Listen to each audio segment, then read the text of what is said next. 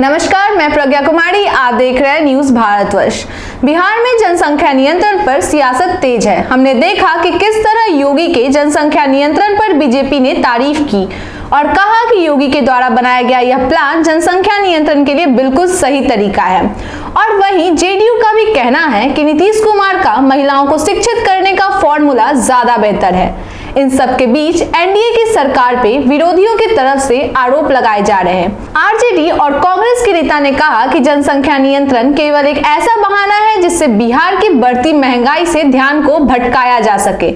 और इन सब के बीच जेडीयू और बीजेपी नेता के बीच जनसंख्या नियंत्रण के नाम पर खुद को बेहतर साबित करने की कोशिश कर रहे हैं। इस पर पॉलिटिकल रिएक्शन भी सामने आ रहे हैं। आइए सुनते हैं क्या कहना है नेतागण का इस मुद्दे पे। देखिए, ये सब ना अपनी नाकामी छुपाने के बहाने हैं। आजादी के समय देश में प्रति व्यक्ति संतान, औसत संतान संख्या थी 8, आज वो हो गई है 2.2।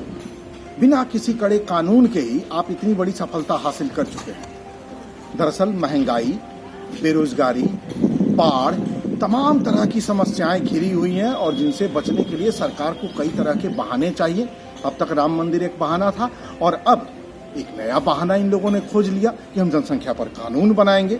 ये सब बहाने हैं हमको आपको भरमाए रखने के, असली मुद्दों से ध्यान भटकाए रखने। आज के विपक्ष को देखकर बड़ा अफसोस होता है और विपक्षी त्रासदी देखिए कि ये 370 को भी ध्यान भटकाने का मुद्दा मानते थे, 35 को भी ध्यान भटकाने का मुद्दा मानते थे, ट्रिपल तलाक के मुद्दे को ध्यान भटकाने वाला मानते थे और अब जनसंख्या नियंत्रण के सवाल को भी ये ध्यान भटकाने का मुद्दा मानते हैं। भारतीय जनता पार्टी स्पष्ट तौर पर योगी आदित्यनाथ जी के द्वारा जनसंख्या नियंत्रण को लेकर उठाए गए कदम का स्वागत करती है। जनसंख्या नियंत्रण का जो मामला है या केवल जो अभी समस्या जो जनता के सामने महंगाई, बेरोजगारी और जो समस्याएं सामने है कोरोना को लेकर और हर जगह सरकार जो फेलियर रहा है, इसे ध्यान भटकाने के लिए यह जनसंख्या नियंत्रण का मामला लाकर लोगों को उलझाने का प्रयास हो रहा है और कहीं न कहीं जो मौलिक समस्या लोगों का है उससे ध्यान भटकाने के लिए यह एक बहुत बड़ी साजिश है। जनसंख्या नियंत्रण कानून के विषय में आदरणीय मुख्यमंत्री नीतीश कुमार जी ने अपना मंतव्य पहले ही स्पष्ट कर दिया है कि यह सिर्फ कानून बनाने से कंट्रोल में नहीं लाया जा सकता है। इसके लिए जन जागरूकता अभियान चलाना बेहद जरूरी है। बिहार इसका जीता जागता एग्जाम्पल है। अब महंगाई एक अलग मुद्दा, एक अलग विषय है, गंभीर विषय है। जनसंख्या नियंत्रण कानून का मुद्दा महंगाई के साथ कोरिलेट करके अगर विपक्ष के लोग देखते हैं तो उनके चश्मे में दिक्कत है। सरकार चलाने में फेल तो वोट लेने के लिए करने लगे खेल।